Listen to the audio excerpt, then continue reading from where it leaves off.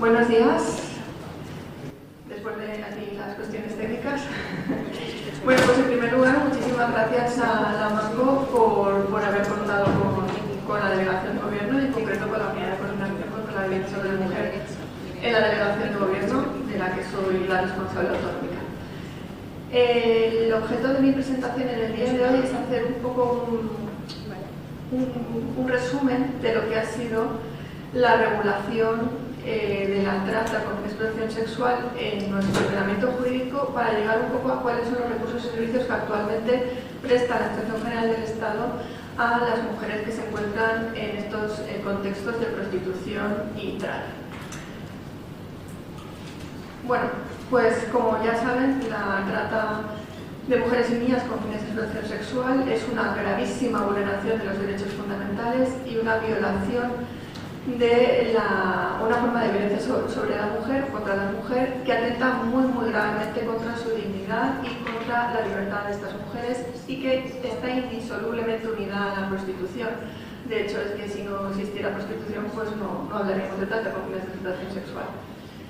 Desde que España ratificó el Convenio de Varsovia, bueno, seguramente la ponente siguiente habrá un reporte jurídico mucho más extenso. Yo simplemente voy a decir que desde que España ratificó este convenio se ha producido una importante evolución legislativa en el plano internacional, en el plano europeo y también en el plano nacional, y esta evolución ha llevado a un abordaje o una variación en el abordaje de esta realidad, desde un punto de vista más criminocéntrico a otro más victimocéntrico. El criminocéntrico iría dirigido a una correcta tipificación de lo que son las conductas penales y a una persecución del delito desde un plano policial y judicial, y el victimocéntrico es el que fija a la víctima en el centro de todo el proceso, entendiéndola como un sujeto de esa vulneración y que por tanto hay que tender a la protección y reparación integral de esa mujer en cuanto que a víctima.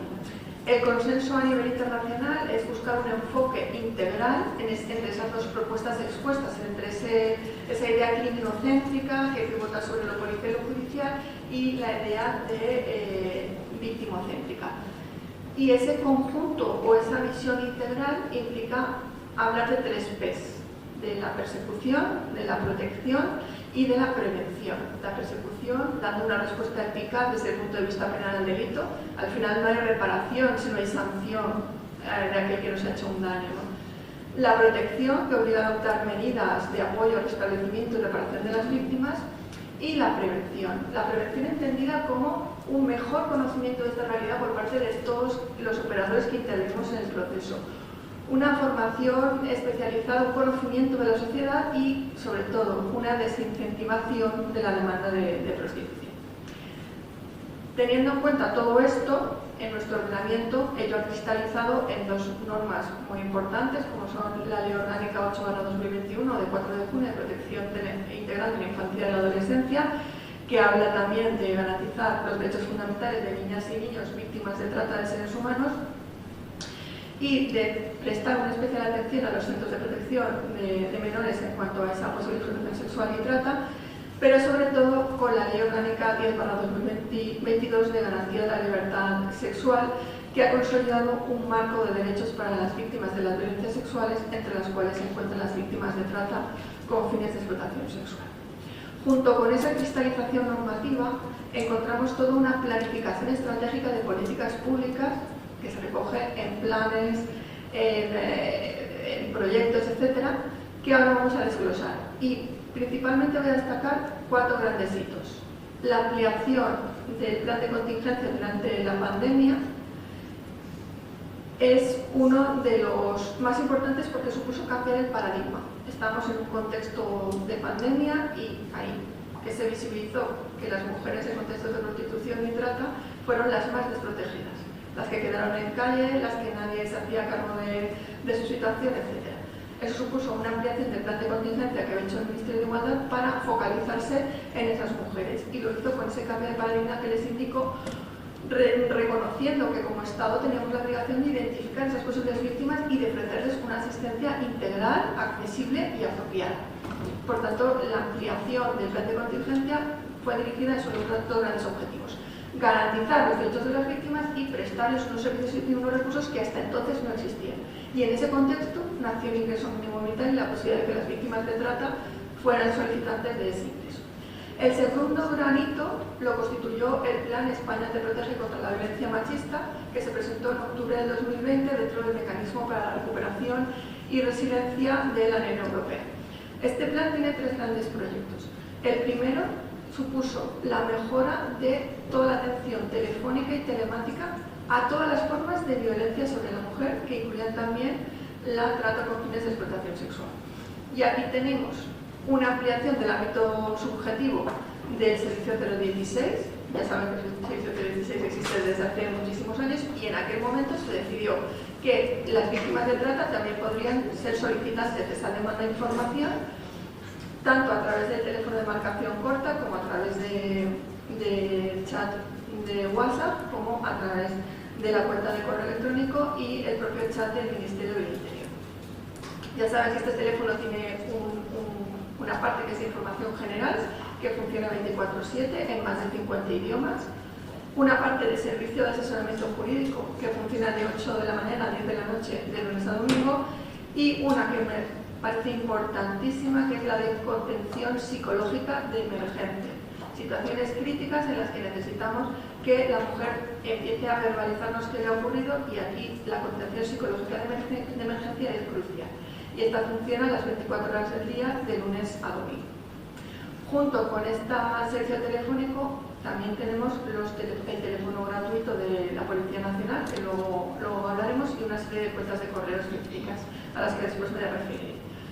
Otro elemento de información y asesoramiento fundamental lo constituye la Guía de Derechos para las Víctimas de Violencia de Género y Violencia Sexual. Las más antiguas ya conocerán la antigua Guía de Derechos para Víctimas de Violencia de Género, que fue un clásico en su trabajo, pero esta se modificó y se amplió cuando apareció la LOGIMS para víctimas de violencias sexuales. Es un documento de trabajo esencial, porque ahí van a tener compilados toda la regulación, todos los derechos, no solamente desde el punto de vista de la LOGIMS, sino también los que contiene el Estatuto de la Víctima y otros derechos de carácter procesal penal. Entonces, importantísimo, descargarse la guía que está en la página web de la Delegación de Gobierno contra la Violencia de Género, que además la tienen en 9 idiomas, además de las lenguas cooficiales, y que puede ser una herramienta de trabajo muy importante cuando se enfrentan a estas situaciones con mujeres víctimas de explotación sexual, prostitución coercitiva o trata con fines de explotación sexual. Y el tercer elemento de información que se reforzó fue la web de recursos de apoyo y prevención ante los casos de violencias sexuales, que es la RUAG, que también la conocéis, está ubicada en la página de la Delegación de Gobierno contra la Violencia de Género, y contiene una serie de mapas activos que nos permiten localizar los recursos policiales, judiciales, de información, atención, etcétera, que en cada momento precisemos para la atención de las mujeres, o bien directamente para que esas mujeres accedan a esos recursos, que, como digo, se vio ampliada en ese momento a todos los recursos referidos a violencias sexuales. El segundo elemento del Plan España te protege fue la ampliación de los dispositivos de atención y protección de las víctimas de todas formas de violencia sobre la mujer. Si el servicio ATEMPRO de atención y protección hasta ese momento atendía exclusivamente a las víctimas de violencia de género en el marco de la pareja o expareja, a partir del protocolo de 23 de octubre del 2023 vio ampliado su ámbito subjetivo de actuación, entre otras, a las víctimas de violencia sexual, incluida la trata con fines de explotación sexual. ATEMPRO es un recurso de base municipal fundamental. Los servicios sociales municipales tienen la labor de difundir este recurso, de darlo a conocer, porque no solamente permite la activación de un botón del pánico en caso de emergencia, sino que supone la interactuación de esa mujer con los recursos, tanto municipales como autonómicos, para romper el ciclo de la violencia en el que se haya inmersa. Por tanto, recurso fundamental que además va íntimamente vinculado a la recepción de los fondos del pacto, porque es uno de los criterios de distribución de los fondos del pacto. Bueno, hecho este paréntesis, se amplió también el ámbito subjetivo de aplicación de los dispositivos de control de las medidas de protección de las mujeres víctimas de estas violencias. Son los dispositivos Cometa, que actualmente pues están en boca de todos, lamentablemente. Consecuentemente tenemos el protocolo de ATEMPRO, que es de 23 de octubre de 2023, que se puso en funcionamiento en el año 2024, y por otro lado tenemos el protocolo para dispositivos Cometa, que es de marzo de 2024. Importante que para acceder al recurso, al servicio ATEMPRO, no hace falta interponer denuncia. En esto también quiero insistir porque es importante que se conozca. El tercer hito dentro de lo que es el Plan Español Te Protege lo constituyó la creación o el establecimiento de unos fondos para crear los servicios de atención integral 24 horas a las víctimas de violencia sexual en todas las provincias españolas.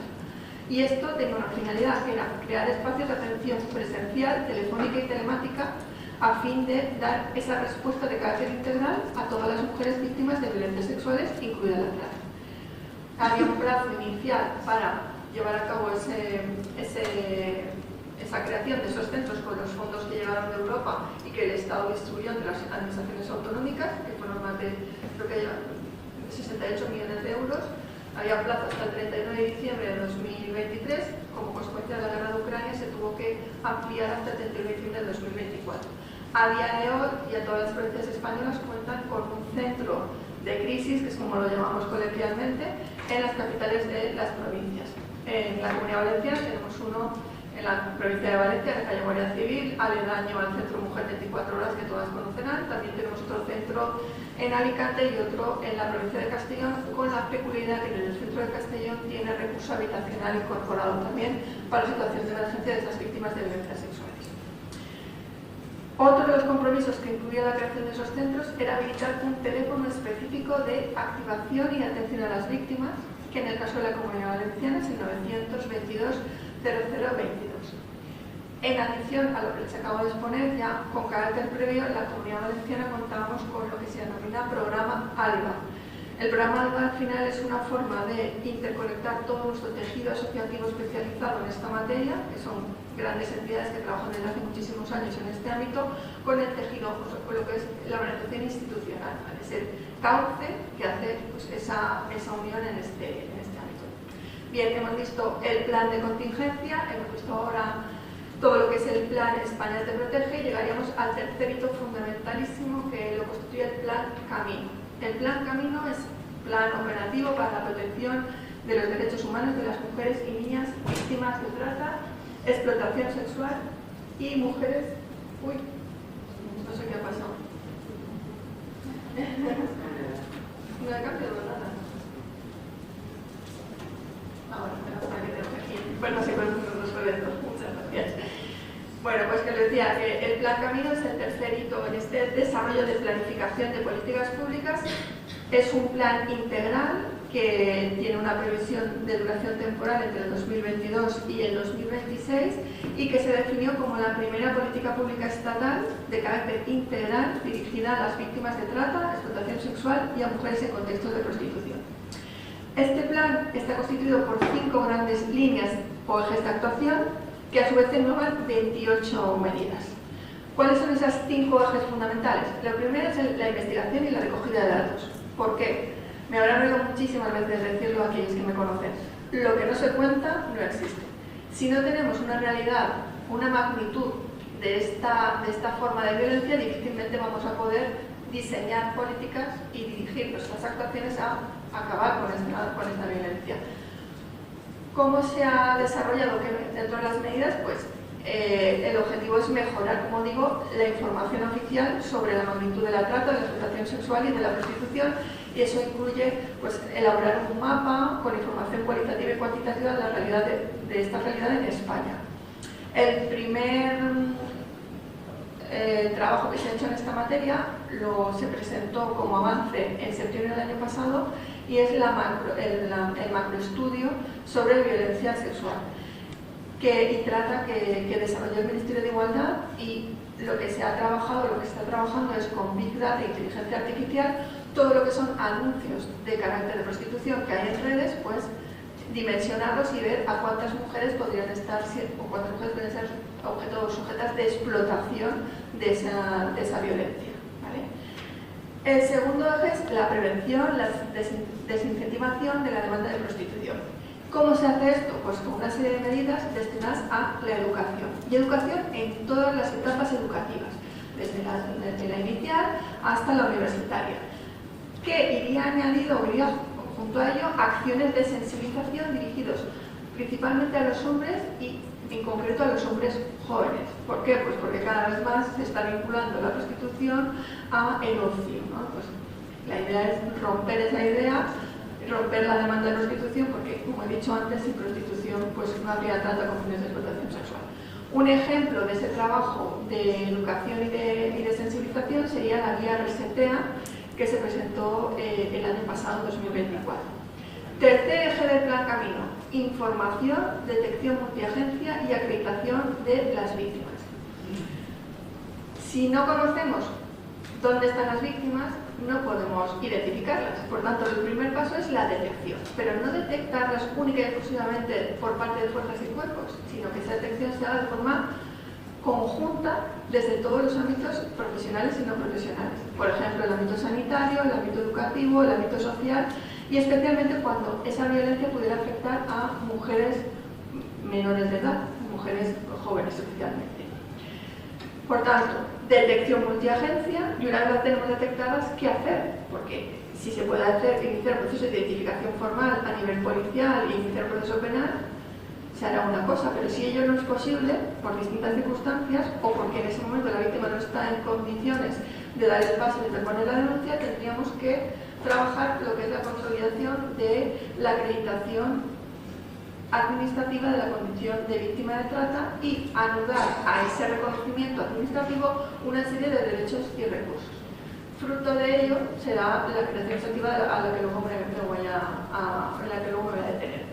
Cuarto gran eje del Plan Camino: la atención integral, tanto sanitaria, social, de autonomía de la economía y de apoyo habitacional.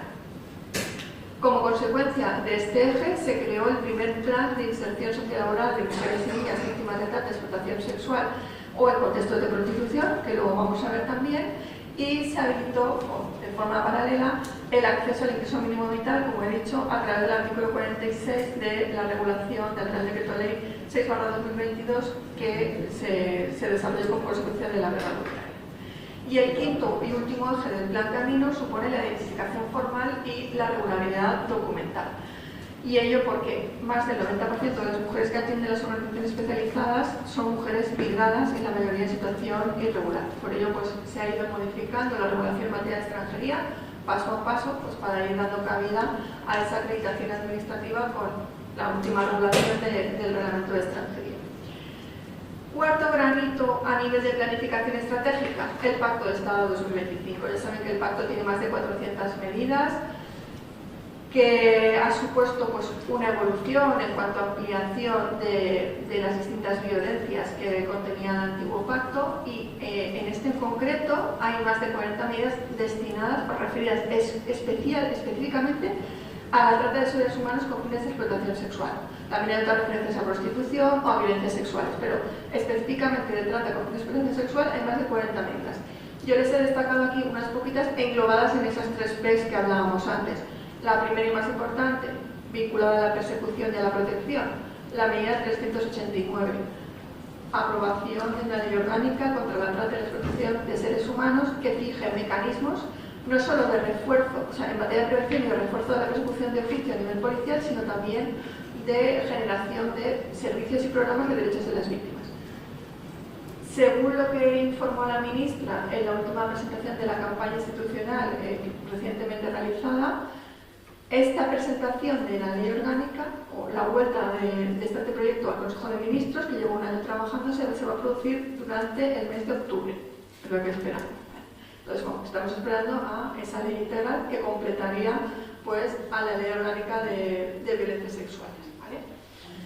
Segundas, otras medidas importantes en materia de protección, pues la 392, que supondrá la modificación de la ley orgánica 19/94, destinada a la protección de testigos y peritos en causas criminales, que también es importante, me imagino que Lara luego la comentará. Y en relación con la prevención, con la tercera P, importantísima, 3 medidas muy significadas. La medida 48, que va destinada a la prevención y detección a través de la formación específica de todos los equipos profesionales y sobre todo a la concienciación social, fijando canales reales para que los supervivientes puedan salir de esa situación de violencia y asesorando a las entidades sociales. Otra medida a la que nos hemos referido, la 396, la desincentivación de la demanda de prostitución mediante campañas de concienciación y talleres de sensibilización. Sobre todo, no criminalizando a la mujer, por supuesto. Y por último, la medida 345, que sería garantizar a las mujeres en contextos de prostitución la información que precisan para conocer cuáles son sus derechos y los recursos que están a su alcance. Esta medida, por ejemplo, la 345, puede ser ejecutable por parte de las entidades locales. ¿Vale?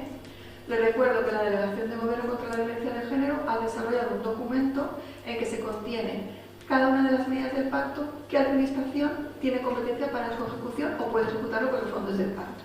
De manera que hay que echar un vistazo para saber, bueno, pues, a qué destinar las medidas, no siempre las mismas cosas, sino que hay más opciones, ¿vale?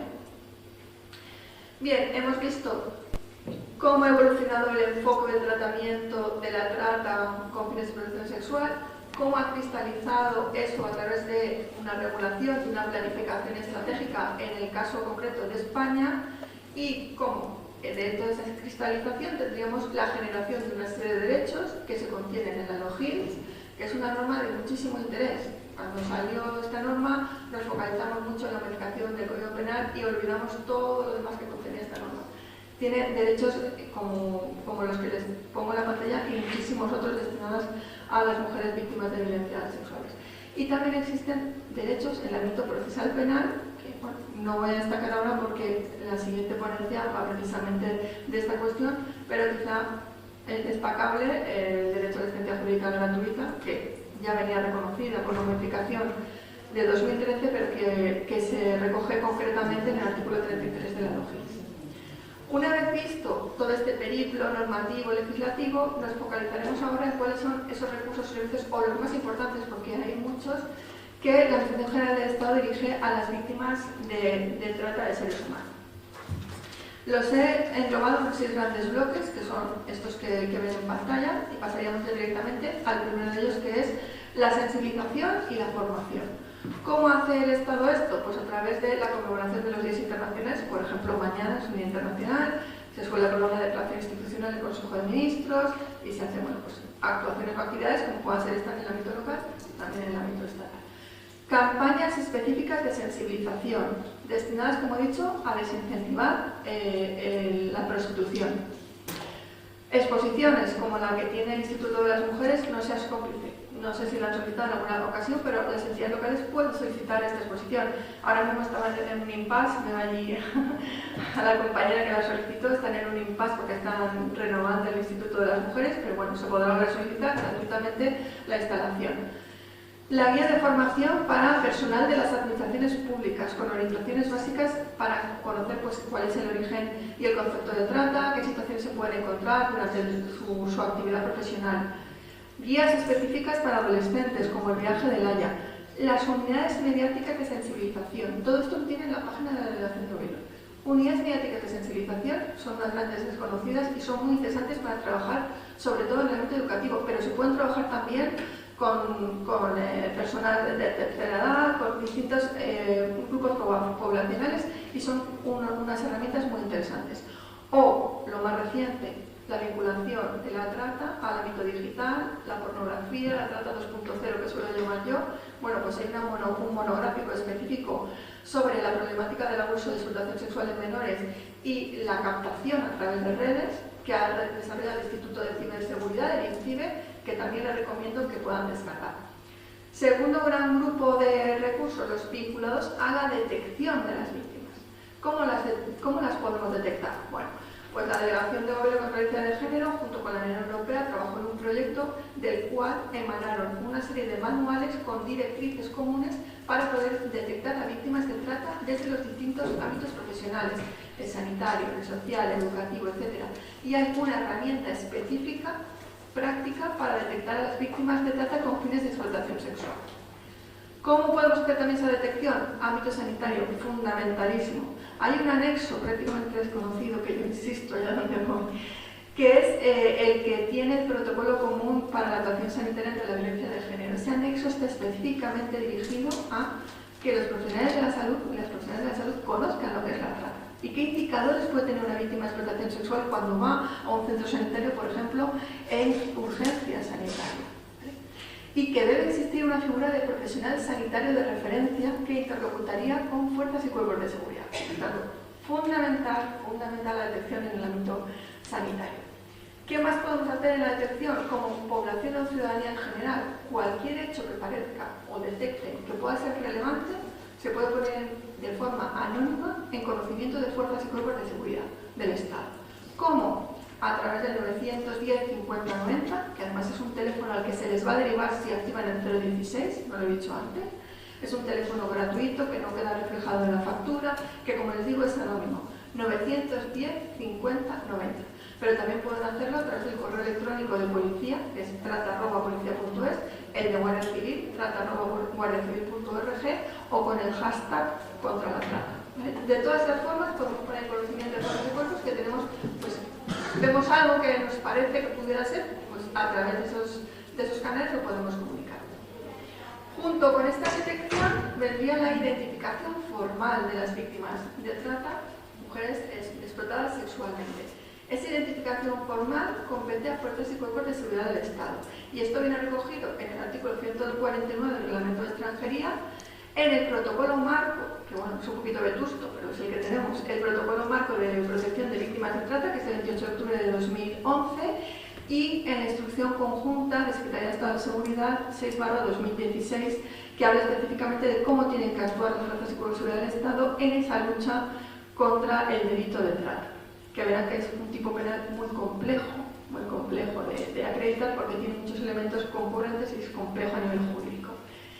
¿Qué es importante de la instrucción 616? Pues que crea la figura de la interlocutora social de trata y que sepan que en cada provincia hay un interlocutor o interlocutora social de trata de Guardia Civil, de Policía Nacional, que se ocupan de estar en contacto directo con todo el tejido asociativo.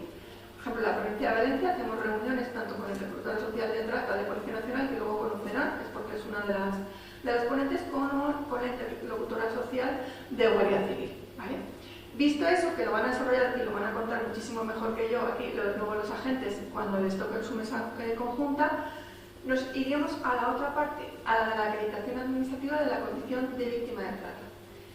Viene recogido en el artículo 47 del Real Decreto Ley 6/2022, el que les hablaba antes, que se elaboró como consecuencia de la guerra de Ucrania y de los desplazamientos de mujeres y niñas como consecuencia de ese conflicto bélico, y concretado en una resolución de 7 de julio de 2022 por la que se aprueba el acuerdo, o se publica el acuerdo de conferencia sectorial de 27 de mayo de 2022.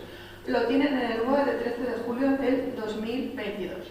¿Cómo funciona esta acreditación? Bueno, primero, ¿cuál es su método de aplicación?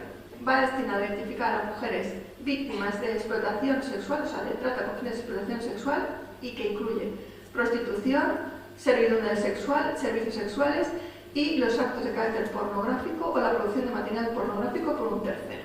Todo eso, todas las mujeres víctimas o niñas víctimas de esa forma de trata pueden ser identificadas a través de la acreditación administrativa.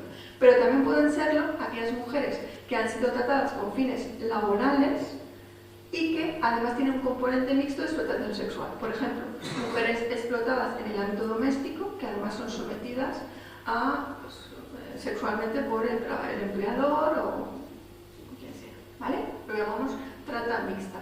¿Cómo funciona el procedimiento? Inicio.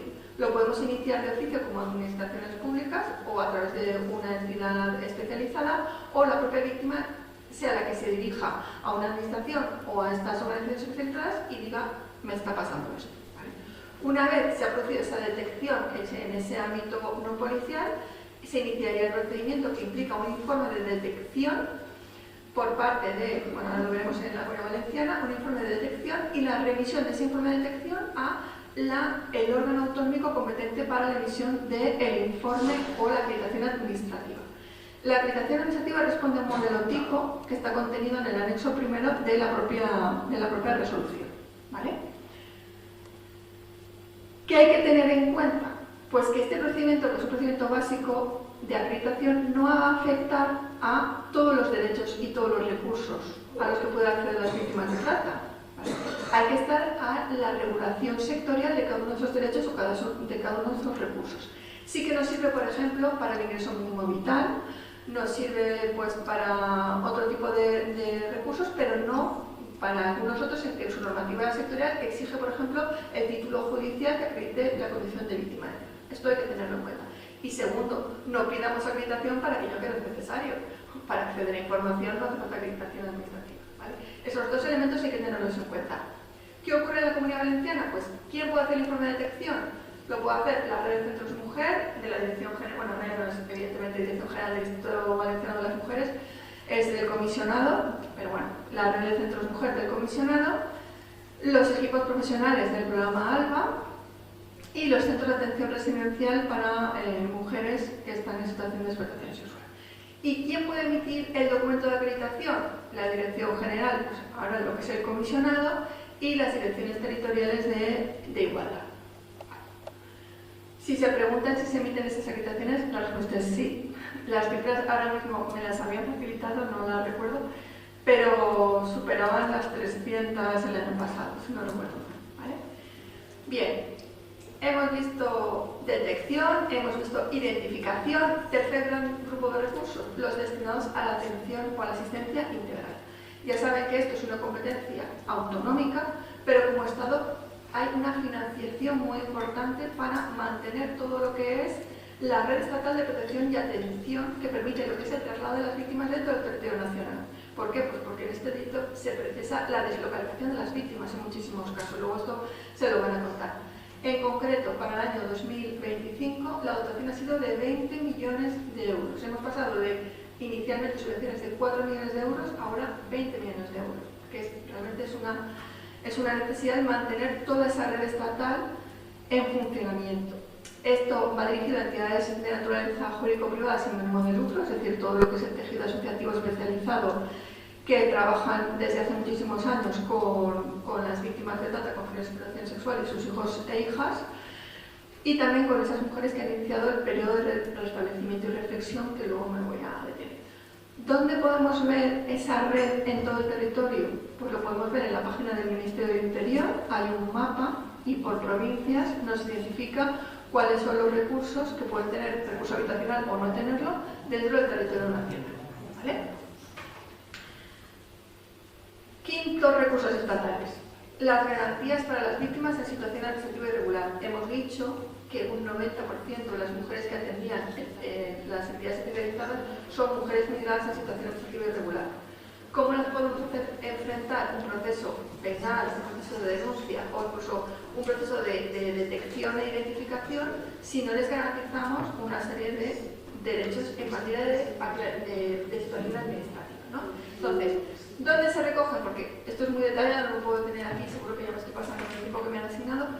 Artículo 19 bis de la Ley Orgánica de Extranjería y artículos 148 a 155 del Reglamento de Extranjería. ¿Vale? Si se enfrentan al Reglamento de Extranjería, porque esto hay que tener valor para enfrentarse, lo digo como profesional que me dedica a la extranjería 10 años, tendrán la regulación para víctimas de violencia doméstica, la autorización, la de violencias sexuales, y luego hay otras en función del tipo de colaboración que se realice con distintos organismos del Estado. ¿Vale? En concreto tenemos que focalizarnos, si hablamos de trata, en el 148-155. ¿Vale? ¿Qué derechos o qué garantías tienen las víctimas? El primero es un periodo de restablecimiento y reflexión.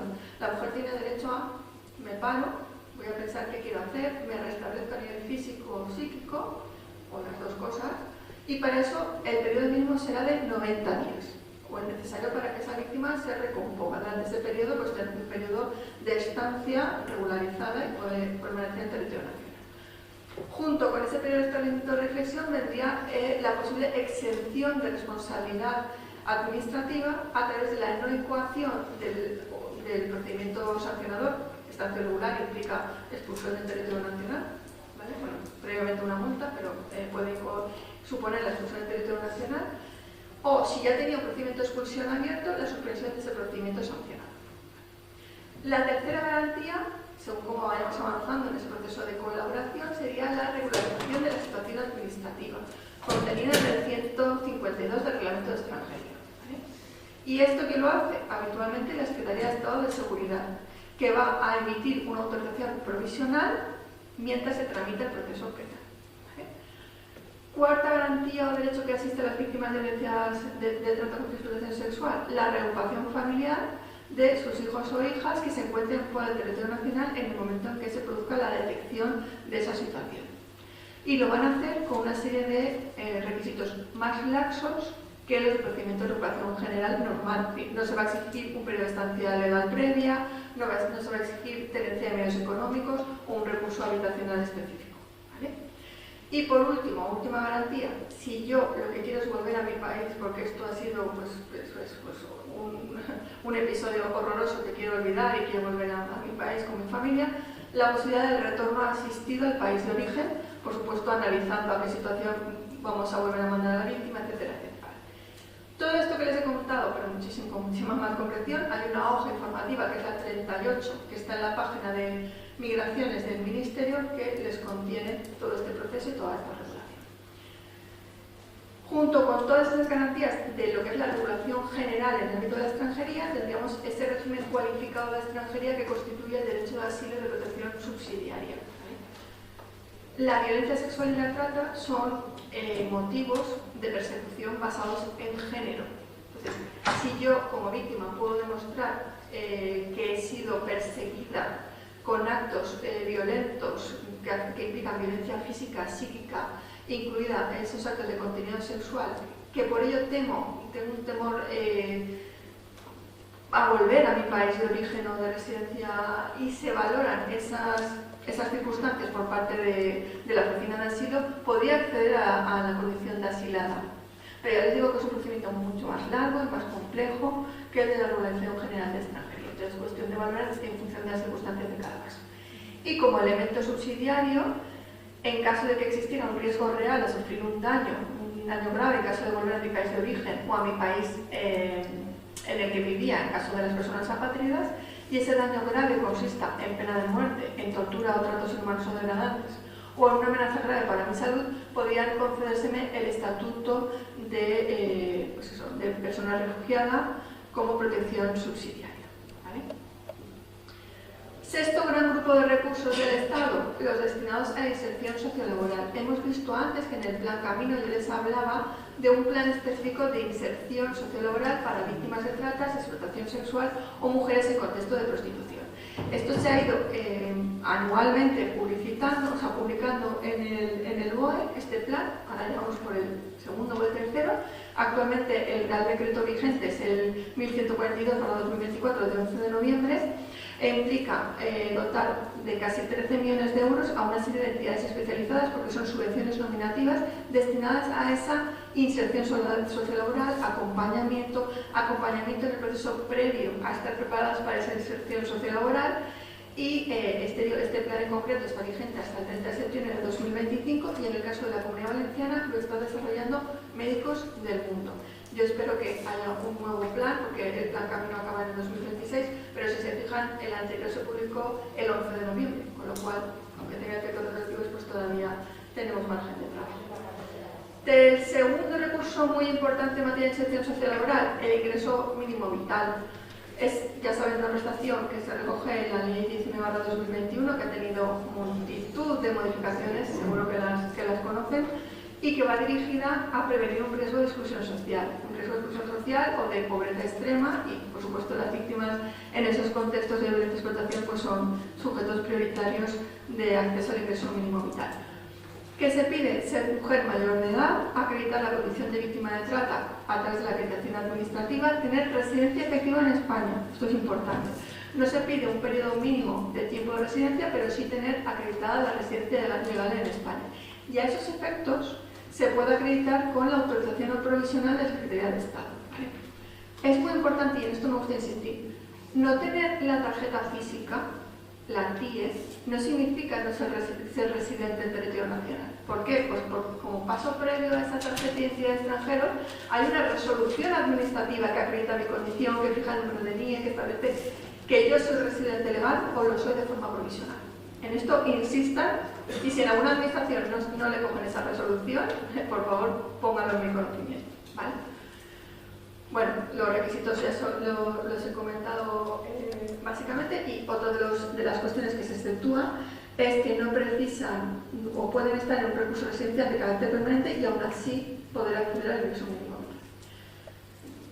Tercer recurso destinado a la inserción sociolaboral, el subsidio por desempleo para víctimas de violencia sexual. Este es un recurso relativamente reciente, se puso en funcionamiento el pasado mes de noviembre. La acreditación de ser víctima sexual, de violencia sexual se hace conforme al artículo 37 de la LOGIRS, que se pide que estés en situación de desempleo, o que acredites un trabajo tipo parcial, que no tengas rentas propias, que estés cómodamente de empleo. Y por tanto, si se pide estar demanda de empleo, se está pidiendo que sea residente legal en España, ¿vale? Que tenga residencia y trabajo, o bien una autorización de residencia que te habilite a obtener una autorización para trabajar, ¿vale? Bueno, Carla, sí, me queda solo un minuto. Sí.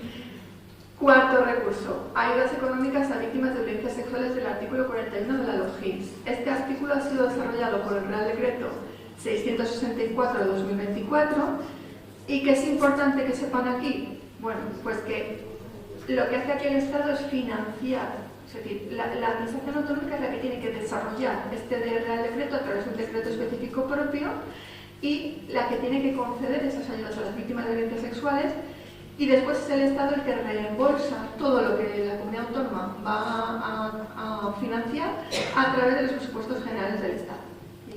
Con el minuto. Buenísimas gracias, Carla. Simplemente en caso de que acaba.